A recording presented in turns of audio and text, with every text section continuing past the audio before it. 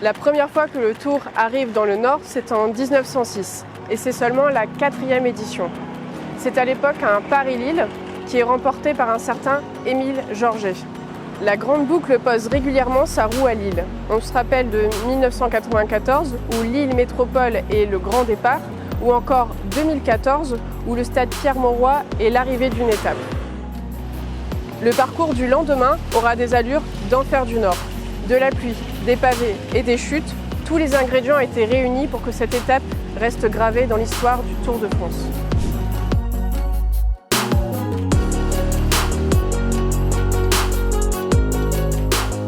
C'est un mini Paris-Roubaix qui attend les coureurs sur cette 5e étape. Si la distance est raisonnable, 153 km, ce sont les 19 km de pavés qui risquent de jouer les troubles faits. Les spécialistes des classiques devraient être à leur avantage. Et qu'en est-il des favoris du classement?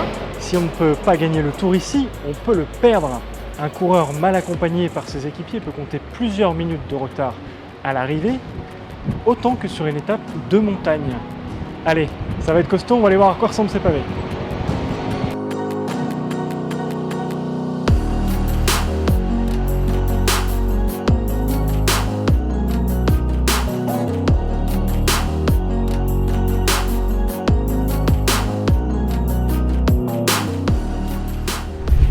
Après 80 km, les coureurs arriveront sur le premier secteur pavé. Il n'est pas emprunté lors du Paris-Roubaix, mais le Tour le connaît déjà puisqu'il l'a emprunté en 1983 sur la 3e étape. À l'époque, c'est le Belge Rudy Mathys qui l'avait emporté.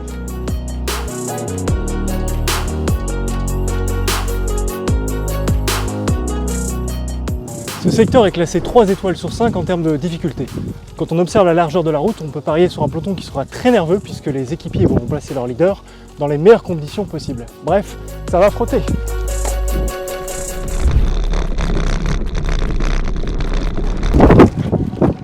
Ça fait longtemps que je n'avais pas pris les pavés, ça secoue toujours autant.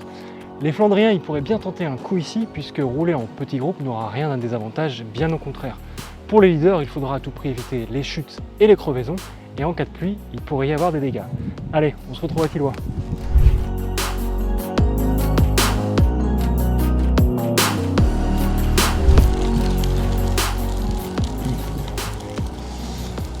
On est ici à Tilloy-les-Marchiennes où les coureurs, après avoir déjà affronté 14 km de pavés, vont peut-être confronter à ce secteur classé 4 étoiles sur 5. En termes de difficulté, c'est l'un des plus difficiles du parcours et un endroit idéal pour faire la différence.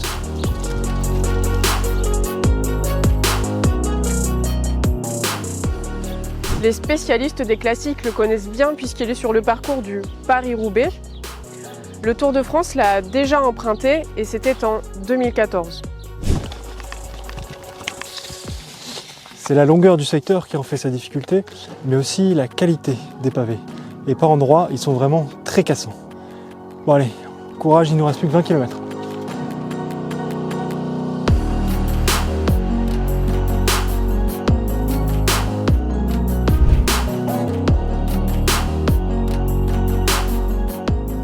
Nous sommes ici dans la commune de Wallers-Arambert, qui est une ancienne cité minière, avec ses rues aux maisons en briques rouges typiques et près de 15 sites inscrits au patrimoine mondial de l'UNESCO. Sa forêt et surtout des pavés bien entretenus, le secteur possède de nombreux atouts. C'est la 3e fois en 12 ans qu'Arambert est sur le parcours.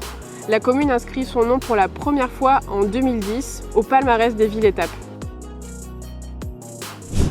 L'arrivée de cette 5e étape aura lieu sur cette ligne droite, juste avant la trouée d'Arambert. Alors pourquoi, cette fois encore, est-elle mise de côté? L'une des raisons, c'est la présence de cette ligne de chemin de fer. Il ne faudrait pas qu'un train stoppe l'avancée des coureurs. L'autre raison principale, c'est la sécurité des coureurs. Puisque comme tous ne sont pas spécialistes des pavés, les faire emprunter la trouée pourrait s'avérer dangereux. Il y a fort à parier que ce n'est pas un peloton massif qui se disputera la victoire. Le nombre de secteurs pavés concentrés en peu de kilomètres devrait créer de beaux écarts. Les favoris seront-ils piégés? En tout cas, moi j'ai hâte de voir cette étape. Pour suivre le Tour de France, on vous donne rendez-vous sur La Voie des Sports. On conseille également cet excellent hors-série Détour par chez nous sur l'histoire du Tour dans la région. Et pour revoir notre premier épisode sur la 4e étape, c'est ici. Et on vous souhaite surtout un bon Tour de France.